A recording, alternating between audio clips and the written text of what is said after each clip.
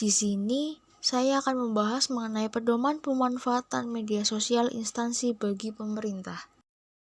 Saya Claudia Chandrika Kumaratungga dengan NIM F1B019082 dengan mata kuliah Governansi dan Media Sosial kelas B.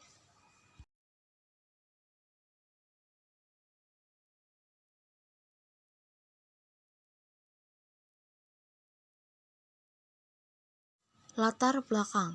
Penggunaan media sosial telah membentuk dan mendukung cara baru dalam berkomunikasi, berinteraksi, dan berkolaborasi. Media sosial menawarkan cara yang lebih tepat dan cepat untuk berpartisipasi dalam pertukaran informasi melalui daring atau dalam jaringan, atau bisa disebut juga sebagai online. Dengan melihat efektivitas media sosial dalam membangun komunikasi dan interaksi dengan masyarakat, hubungan masyarakat, pemerintah harus mampu memanfaatkan media sosial untuk meraih perhatian dan dukungan khalayak luas serta tidak lagi semata-mata bertahan dengan cara-cara komunikasi yang konvensional. Dalam melaksanakan tugas dan fungsi tersebut, Humas pemerintah menggunakan berbagai bentuk media komunikasi berbasis internet, seperti situs, portal berita, blog, dan media sosial. Bahkan media sosial telah menjadi salah satu media yang paling banyak digunakan, baik oleh perseorangan maupun organisasi atau lembaga. Untuk menunjang hal-hal tersebut di atas, perlu disusun pedoman pemanfaatan media sosial instansi pemerintah sebagai acuan dalam menjalankan mekanisme pengelolaan media sosial serta menjadi acuan bagi pembuatan petunjuk pelaksanaan atau petunjuk teknis pengelolaan media sosial di instansi pemerintah. Pemanfaatan media sosial ini sejalan dengan ketentuan dalam reformasi birokrasi antara lain pemanfaatan teknologi informasi seperti e-government, strategi komunikasi, manajemen, perubahan atau change management, manajemen pengetahuan, knowledge management, dan penataan tata laksana atau bisnis proses. Dalam asas-asas media sosial dijelaskan bahwa faktual yaitu informasi yang disampaikan melalui media sosial berlandaskan pada data dan fakta yang jelas dengan mempertimbangkan kepentingan umum.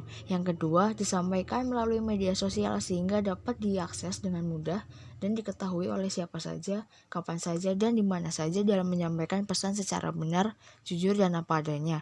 Yang ketiga, keikutsertaan atau partisipasi dan keterlibatan, yakni penyampaian informasi melalui media sosial yang diarahkan untuk mendorong keikutsertaan dan keterlibatan khalayak dengan cara memberikan komentar, tanggapan, dan masukan kepada instansi pemerintah.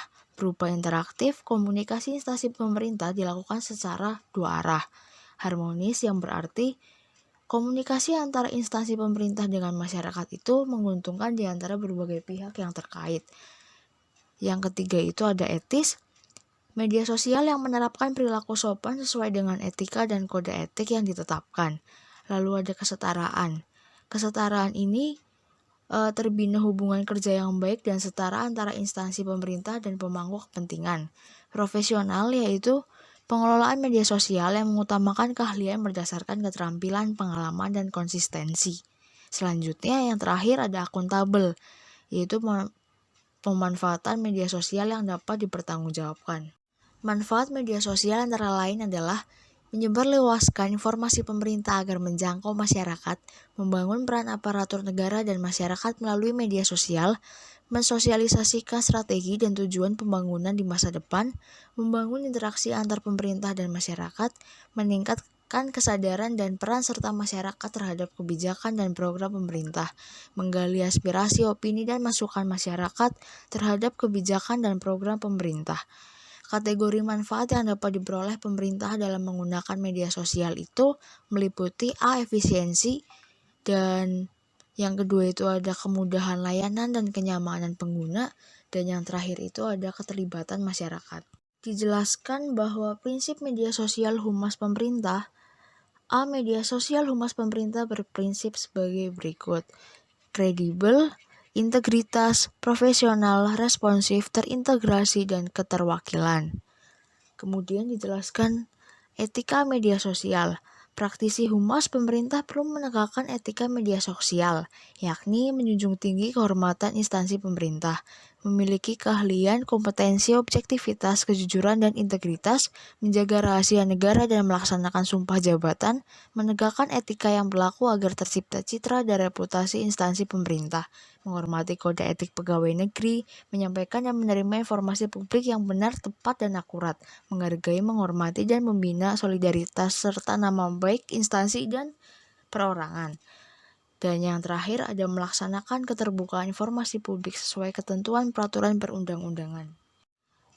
Jenis-jenis media sosial dibedakan atas beberapa kelompok, antara lain media publikasi, mikroblog, media berbagi, media jejaring sosial, media kolaborasi, dan forum diskusi.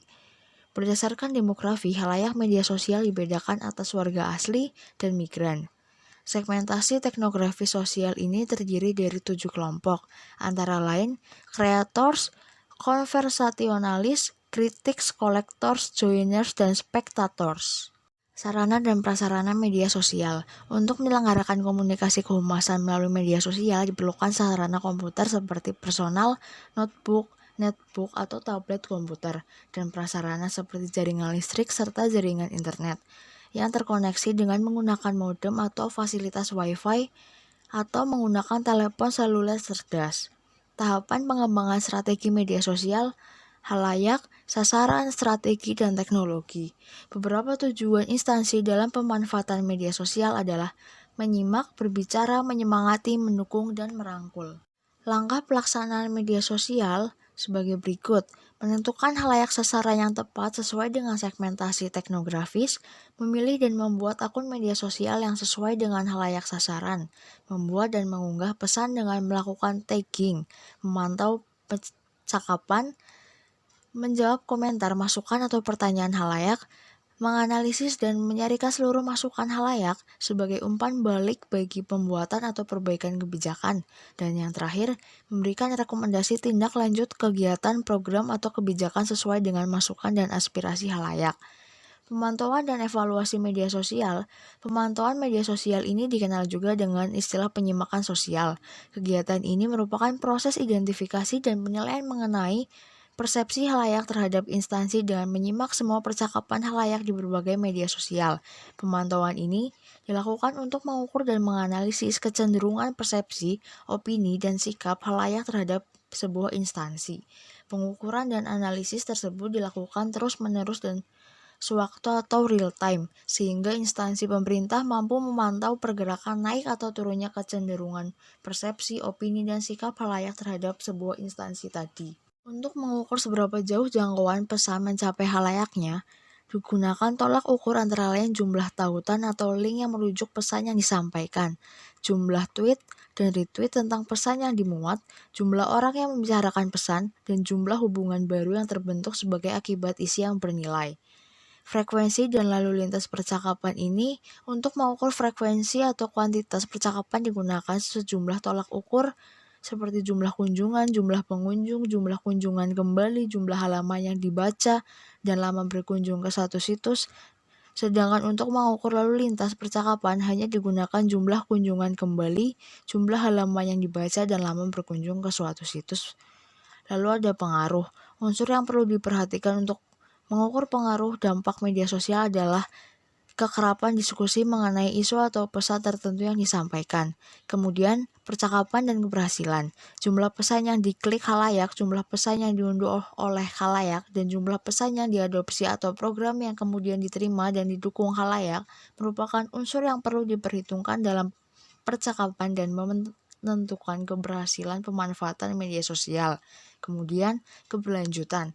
Tolak ukur keberlanjutan komunitas adalah loyalitas atau sekedar klien atau hingga menjadi duta atau ambasador, jumlah kunjungan kembali ke situs, dan tingkat keterlibatan khalayak. Selain dari pengukuran di atas, ada sejumlah alat analisis untuk mengukur berbagai hal di media sosial, baik yang dapat diunduh secara cuma-cuma atau gratis, ataupun yang berbayar. Di antaranya adalah dari bagian alat analisis. Contoh kasus penggunaan media sosial. Dalam melakukan kajian, penulis menggunakan analisis konten dengan bantuan perangkat lunak Tweetreach, Melalui perangkat ini, sampel yang didapatkan adalah 100 cuitan dalam kurun waktu 4 menit mengenai hashtag #LemIbon atau yang menjadi pembicaraan yang berkaitan dengan fenomena. Dari 100 cuitan tersebut dihasilkan 139.764 jumlah keseluruhan tayangan potensial yang dihasilkan oleh tweet dikirimkan ke timeline atau biasa yang disebut dengan exposure.